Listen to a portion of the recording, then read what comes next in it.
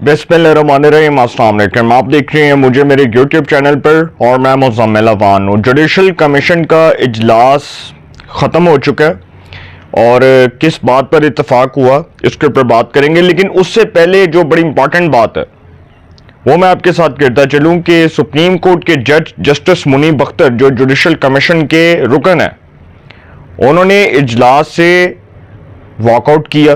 किस बुनियाद पर किया, उन्होंने क्या बात की और उनके वॉकआउट करने के पॉइंट के ऊपर जुडिशल कमीशन के तमाम अरकान ने इख्तलाफ किया। वो पॉइंट था कि उसके ऊपर बात करूंगा। वज़ीर कानून आज़म नज़ीर तारड़ जुडिशल कमीशन के इजलास में शरीक नहीं हुए, इनसाइड स्टोरी क्या है उसके ऊपर बात करूंगा। फजलुर रहमान साहब एक्सटेंशन के मुखालिफ हैं, लेकिन एक्सटेंशन की हमायत में वोट देने के लिए तैयार है। किन शराइत पर तैयार है उसके ऊपर बात करूंगा। आखिरी जो पॉइंट है वो ये है कि कौमी असेंबली का इजलास कल तक मुलतवी कर दिया गया। और बड़ा इंटरेस्टिंग और बड़ा सरप्राइजिंग इसलिए है कि वैसे जब भी कौमी असेंबली और सेनेट का इजलास जुम्मे के दिन होता है तो वो इजलास पीर तक मुलतवी किया जाता है, लेकिन अब इजलास को चूंकि कल तक मुलतवी किया गया तो वो किस बुनियाद पर किया गया उसकी डिटेल्स आपके सामने रखने जा रहा हूं कि कौमी असेंबली का इजलास डेली बेसिस पे हो रहा है और सब बड़े बेताब हैं कि हुकूमत कब जुडिशल पैकेज ला रही है, कब आईनी तरमीम करने जा रही है।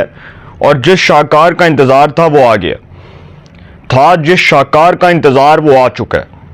वो रास्ते में चलता चलता पैदल आता आता वो उसने अपना रास्ता जो है वो देख लिया है कि उसका असल रास्ता कौन सा है। तो जुडिशल पैकेज जो है उसे पता चल गया है कि उसने किस दिन आकर बम धमाका करना है, तो सर वो दिन आ गया।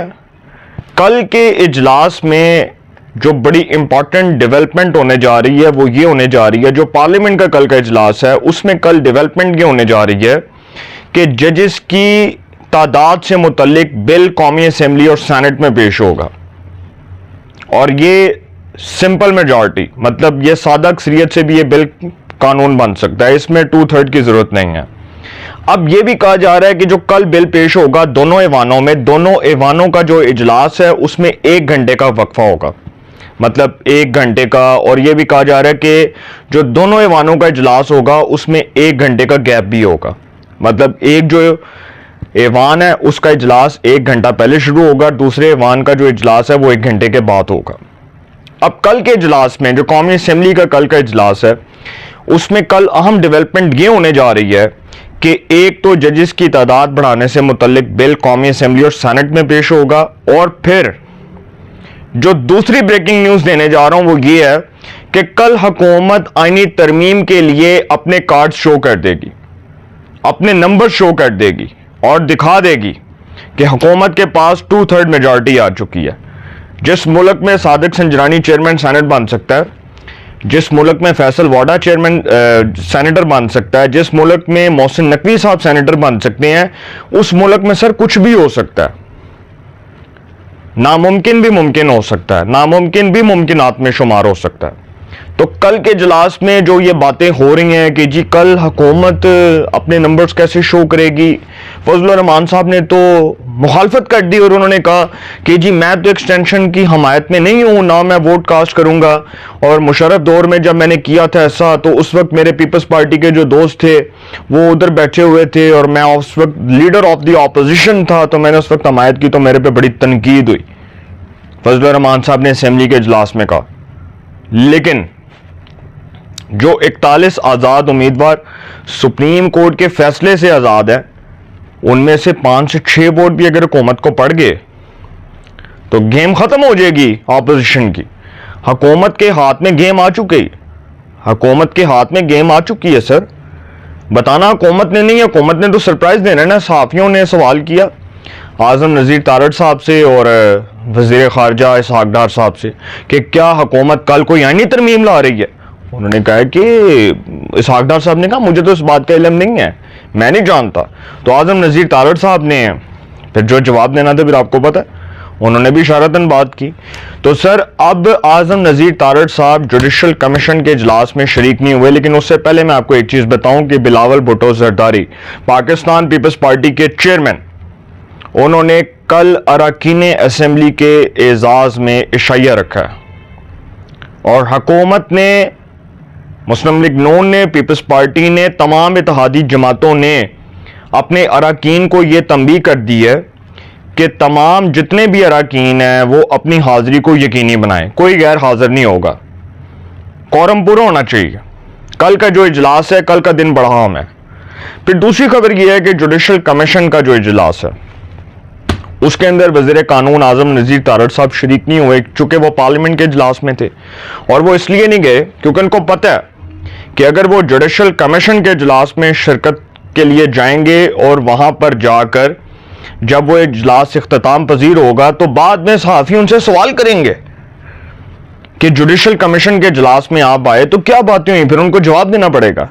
लेकिन उन्होंने बड़ा मास्टर स्ट्रोक खेला, कौमी असम्बली के इजलास में वो शिरकत के लिए गए तो वहाँ पर जो बातें हुई उसके बाद आपको पता है कि इनसाइड स्टोरी क्या है, मैंने आपके सामने रख दी है कि इनसाइड स्टोरी ये है कि हुकूमत लेजिस्लेशन के लिए तरमीम करने के लिए तैयार है और सरकारी मुलाजमीन की मुद्दत मुलाजमत में 3 साल तोसी के लिए हुकूमत ने बिल तैयार रखा हुआ है। ये मैं आपको बता दूं, वो टेबल हुआ है लेकिन उसको टेबल होने के साथ जो है सिर्फ पेश करना है और जब वो पेश होगा तो सर बम फट जाएगा। जो लोग ये समझ रहे थे कि हुकूमत के पास तो 2/3 मेजॉरिटी है ही नहीं, फजल रहमान साहब ने कहा ना कि इदारों के बड़े एक्सटेंशन की फिक्र में है, पार्लियामेंट को सुप्रीम बनाना होगा, फौज और सुप्रीम कोर्ट के अंदर एक्सटेंशन का अमल गलत है, सुभान अल्लाह, तब्दीली लानी है तो निज़ाम को तब्दील करें, सुभान अल्लाह, इस्लाहात की तजावीज़ इस ऐवान से मिलकर मुश्तरका तौर पर की जानी चाहिए, सुभान अल्लाह को। फजल रहमान साहब ये बातें कर रहे हैं जो हर हुकूमत का हिस्सा रहे, कश्मीर कमेटी के चेयरमैन रहे, आज वो अपोजिशन में बैठकर वो कह रहे हैं कि जी एक्सटेंशन के तो मुखालिफ हैं।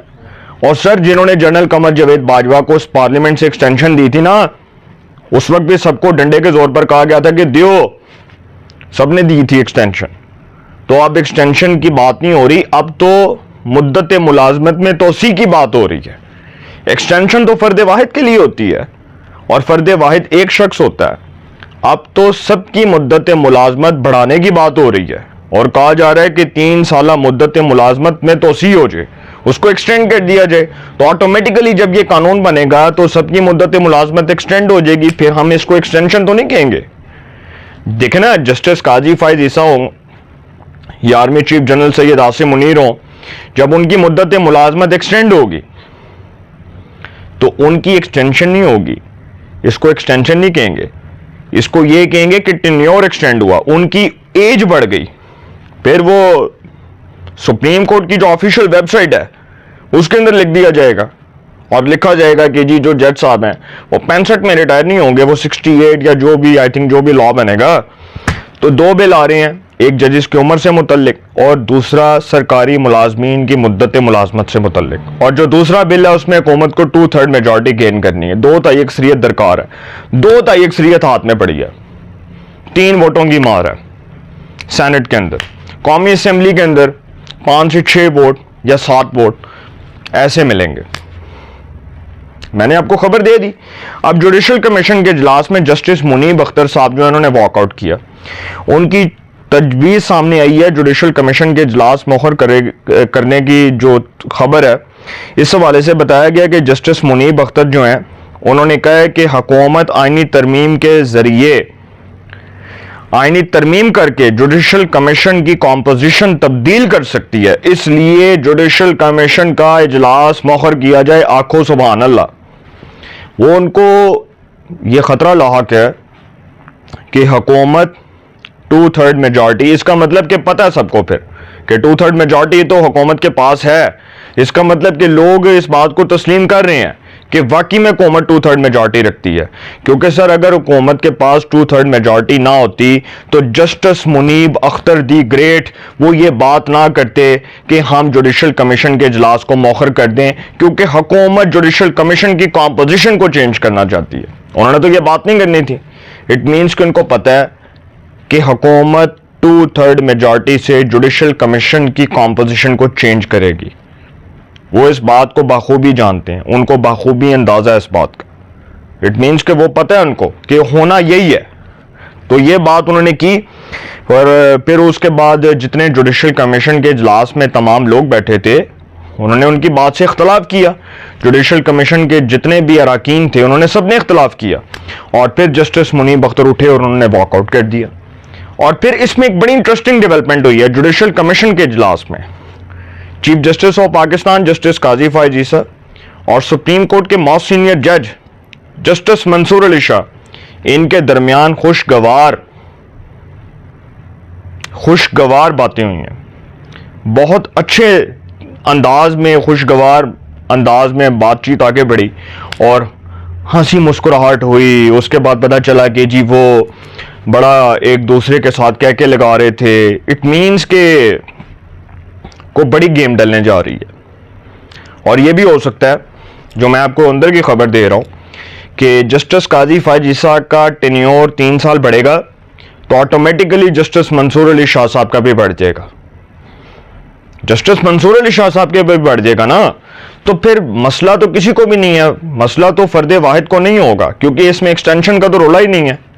जे एक्सटेंशन की गल होंदी तो फिर असी कहते कि हाँ यार एक बंदे वास्ते देखो कानून बन रहा है। अब तो सबके लिए कानून बन रहा है भाई, सबके लिए कानून इंप्लीमेंट हो रहा है, तो फायदा तो सबको होगा। पाकिस्तान में पेंशन्स का बोझ नहीं होगा, पेंशनर्स को हर साल पेंशन्स नहीं देनी पड़ेंगी। फिर ये नहीं होगा कि ब्यूरोक्रेसी के इतने लोग हजारों की तादाद में रिटायर होते हैं, लो पढ़ाओ पेंशन दियो, एनू पढ़ो, एनू दियो, एनू दियो, एनू दियो। वो इसका मतलब वो फिर हमारे पास बोझ नहीं होगा, हम बोझ के ऊपर नहीं होंगे, हमारे सरकारी खजाने के ऊपर बोझ नहीं होगा। तो ये बड़ी अच्छी चीज़ है जी। तो फिर चीफ जस्टिस और जस्टिस मंसूर अली शाह के माबैन खुशगवार जुमलों का तबादला हुआ और अच्छी कोऑर्डिनेशन रही। अब कल का दिन बड़ा अहम है और कल के दिन कोई बड़ी कार्रवाई डलने जा रही है। मैंने आपको इनसाइड स्टोरी बता दी है, अपनी राय का कमेंट्स में ज़रूर इज़हार कीजिएगा। इंशाल्लाह एक नए सेगमेंट के साथ फिर मुलाकात होगी। अपना बहुत ख्याल रखिएगा। अल्लाह ने के बाद।